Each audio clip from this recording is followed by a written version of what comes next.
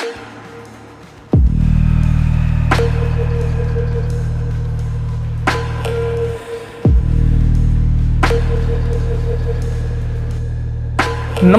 मैं हूं रंजीत झा और आप देख रहे हैं देश समाचार एक्सप्रेस।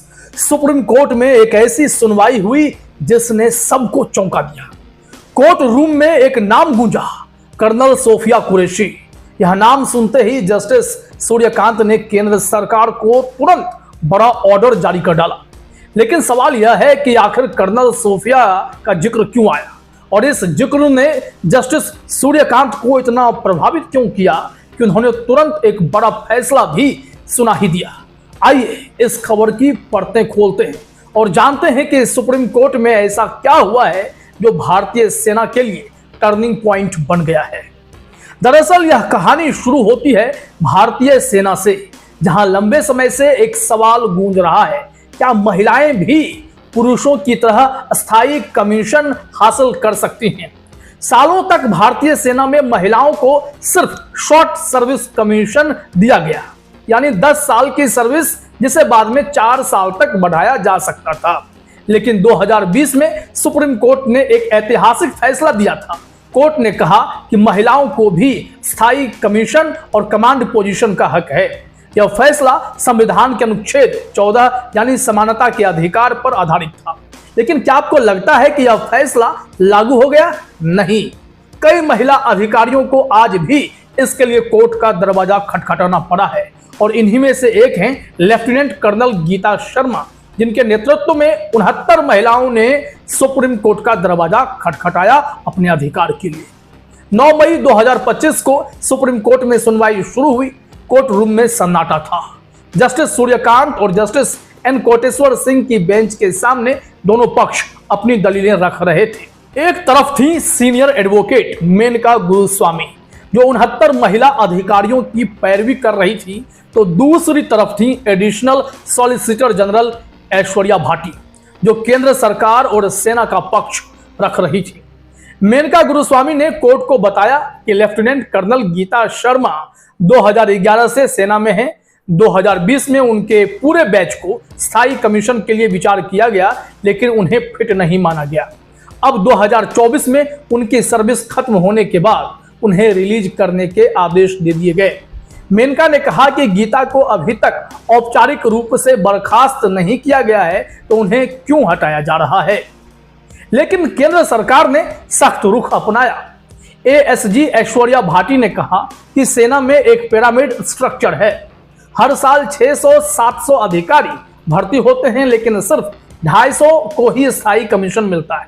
बाकी को 14 साल की सर्विस के बाद रिलीज करना पड़ता है। ऐश्वर्या भाटी ने कहा, सेना को युवा अधिकारियों की जरूरत है क्योंकि यह एक फील्ड इंटेंसिव जॉब है। अगर अनुभवी अधिकारियों की संख्या बढ़ाई गई तो सेना में अधिशेष सरप्लस हो जाएगा। लेकिन क्या यह तर्क सुप्रीम कोर्ट को मंजूर हुआ? जवाब जानने से पहले एक और बड़ा सवाल, आखिर कर्नल सोफिया कुरैशी का इस केस से क्या कनेक्शन है? तो चलिए इसे ही समझते हैं। सुनवाई के बीच में मेनका गुरुस्वामी ने एक ऐसा नाम लिया जिसने कोर्ट रूम का माहौल बदल दिया। वह नाम था कर्नल सोफिया कुरैशी। मेनका ने कोर्ट से कहा, माय लॉर्ड, अगर सुप्रीम कोर्ट ने 2020 में बबीता पुनिया केस में हस्तक्षेप ना किया होता तो कर्नल सोफिया कुरैशी आज वहां ना होती जहां वह है। मेनका ने बताया कि जो कर्नल सोफिया कुरैशी ने ऑपरेशन सिंदूर की प्रेस ब्रीफिंग का नेतृत्व किया, यह वही ऑपरेशन था जिसमें भारतीय सेना ने पाकिस्तान में आतंकी ठिकानों पर स्ट्राइक की थी। कर्नल सोफिया और विंग कमांडर व्योमिका सिंह ने देश को लगातार संबोधित किया है और यह एकता का एक शानदार उदाहरण था। मेनका ने सवाल उठाया, अगर सुप्रीम कोर्ट ने पहले हस्तक्षेप न किया होता तो क्या कर्नल सोफिया जैसी सक्षम महिला अधिकारी को इतनी बड़ी जिम्मेदारी मिलती, इतना बड़ा मंच मिलता? यह सवाल कोर्ट में गूंज गया। कर्नल सोफिया कुरैशी का जिक्र सुनते ही जस्टिस सूर्यकांत का चेहरा गंभीर हो गया। उन्होंने तुरंत अपनी टिप्पणी दी। जस्टिस सूर्यकांत ने कहा, यह समय नहीं है कि हम इन अधिकारियों को सुप्रीम कोर्ट और कोर्ट रूम में भागते रहने को कहें। इनका मनोबल ऊंचा रखना चाहिए और ना सिर्फ ऊंचा बल्कि बहुत ऊंचा। ये अधिकारी देश की सेवा के लिए बने हैं, कोर्ट में दौड़ने के लिए नहीं। जस्टिस सूर्यकांत ने भावुक होकर कहा, जब हम 60,000 फीट की ऊंचाई पर जाते हैं वहां हमारे अधिकारी बिना किसी चिंता के खड़े होते हैं, वहां हमें उन पर गर्व होता है। हम सब उनके सामने बहुत छोटे लगते हैं। वे हमारे लिए कितना कुछ करते हैं, यह सुनते ही कोर्ट रूम में सन्नाटा छा गया। जस्टिस सूर्यकांत ने साफ कर दिया कि वह सेना के अधिकारियों के मनोबल को किसी भी कीमत पर टूटने नहीं देंगे। और फिर आया वह पल जिसका सबको इंतजार था। जस्टिस सूर्यकांत ने तुरंत एक बड़ा आदेश सुनाया। उन्होंने केंद्र सरकार को सख्त निर्देश दिया कि इन 69 महिला अधिकारियों को अगली सुनवाई तक रिलीज ना किया जाए। कोर्ट ने कहा कि यह आदेश किसी भी तरह की इक्विटी पैदा नहीं करता, यानी यह सिर्फ एक अस्थायी आदेश है, राहत है, लेकिन अंतिम फैसला मेरिट्स के आधार पर मैं करूंगा। मामले को अगस्त 2025 तक के लिए टाल दिया गया। इस आदेश के बाद कोर्ट रूम में मौजूद सभी लोगों ने राहत की सांस ली। यह साफ था कि जस्टिस सूर्यकांत कर्नल सोफिया कुरैशी की मिसाल से गहरे प्रभावित थे और उन्होंने केंद्र सरकार को सख्त संदेश दे दिया कि सेना में लैंगिक समानता को हल्के में नहीं लिया जाएगा। अब सवाल यह है कि कर्नल सोफिया कुरैशी का जिक्र इतना प्रभावशाली क्यों रहा। दरअसल कर्नल सोफिया कुरैशी भारतीय सेना में लैंगिक समानता की एक जीती जागती मिसाल है। दरअसल कर्नल सोफिया कुरैशी भारतीय सेना में लैंगिक समानता की एक जीती जागती मिसाल है। 2020 में सुप्रीम कोर्ट ने अपने फैसले में कर्नल सोफिया कुरैशी की उपलब्धियों को खास तौर पर सराहा था। वह उन 12 महिला अधिकारियों में से एक थी जिन्हें जस्टिस डीवाई चंद्रचूड़ ने अपनी जजमेंट में नाम लेकर सम्मानित किया था। कर्नल सोफिया ने 2016 में एक्सरसाइज फोर्स 18 में भारतीय सेना की टुकड़ी का नेतृत्व किया था, जो भारत की मेजबानी में हुआ सबसे बड़ा बहुराष्ट्रीय सैन्य अभ्यास था। और अब ऑपरेशन सिंदूर में उनकी भूमिका ने फिर से साबित कर दिया कि महिला अधिकारी किसी से कम नहीं हैं। लेकिन यहां एक बड़ा सवाल खड़ा होता है। एक तरफ मोदी सरकार ने कर्नल सोफिया कुरैशी और विंग कमांडर व्योमिका सिंह को ऑपरेशन सिंदूर की ब्रीफिंग के लिए मंच दिया, जो एकता का प्रतीक भी था। लेकिन दूसरी तरफ वही सरकार 2020 से पहले सुप्रीम कोर्ट में यह दलील दे रही थी कि महिलाएं स्थायी कमीशन के लिए फिजियोलॉजिकली अनफिट हैं।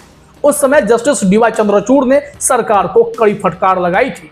और आज जब जस्टिस सूर्यकांत ने कर्नल सोफिया का जिक्र सुना, उन्होंने भी सरकार को सख्त संदेश दे दिया।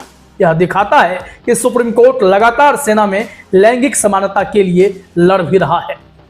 तो साथियों, यह थी सुप्रीम कोर्ट की उस सुनवाई की पूरी कहानी जिसमें कर्नल सोफिया कुरैशी का नाम गूंजा और जस्टिस सूर्यकांत ने केंद्र सरकार को बड़ा आदेश दे डाला।